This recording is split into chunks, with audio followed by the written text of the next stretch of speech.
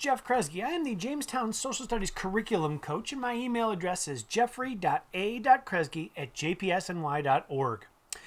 So what we're going to do is we want to talk about the social studies standard for second grade in May. And that standard is that the kids will understand communities face different challenges in meeting their needs and wants.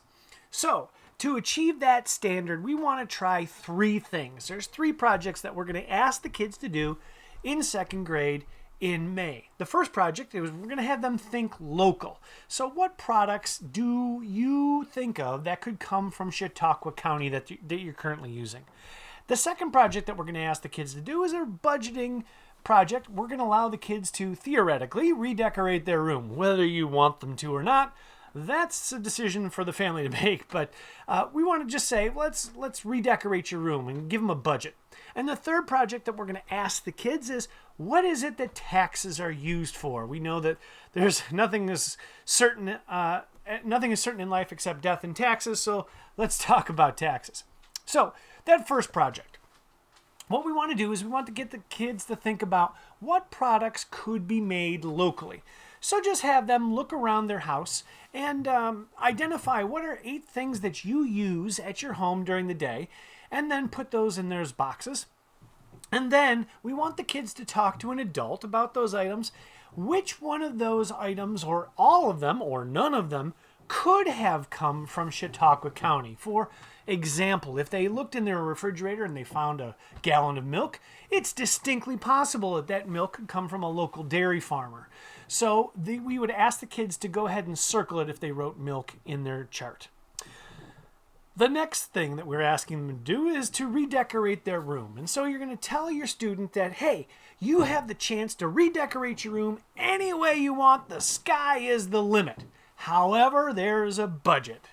And so we're going to give them a certain amount of money. Whatever money it is that you decide, that's entirely up to your family. So as parents, come up with a number that the kids can spend on decorating their room.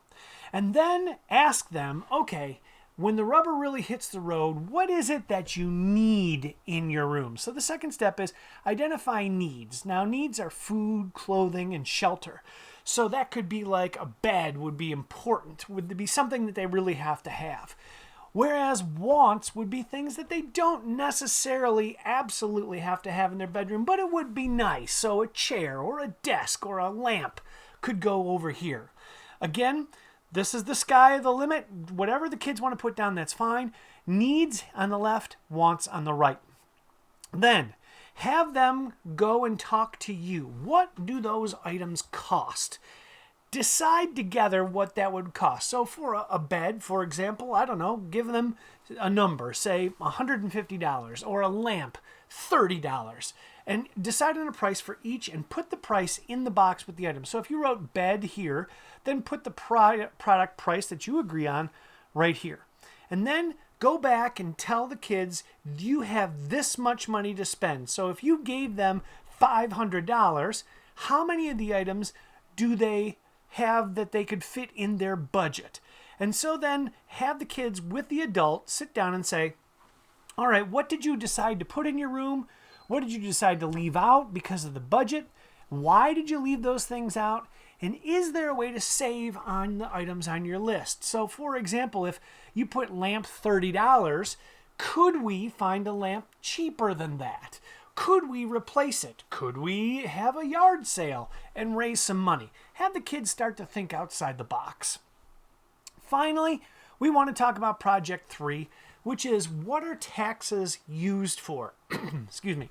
So we all pay many different taxes. School tax and sales tax and income tax are a couple of examples.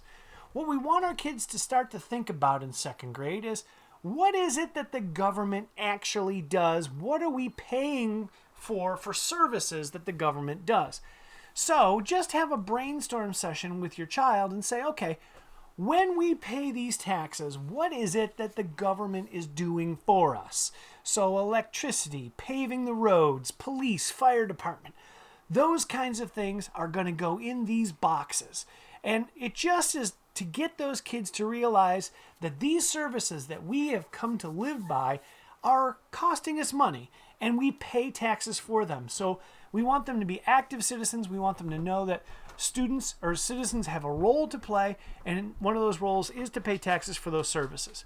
Again, my name is Jeff Kresge. I'm the District Social Studies Coach for Jamestown, and you can reach out to me in my email address, jeffrey.a.kresge@jpsny.org.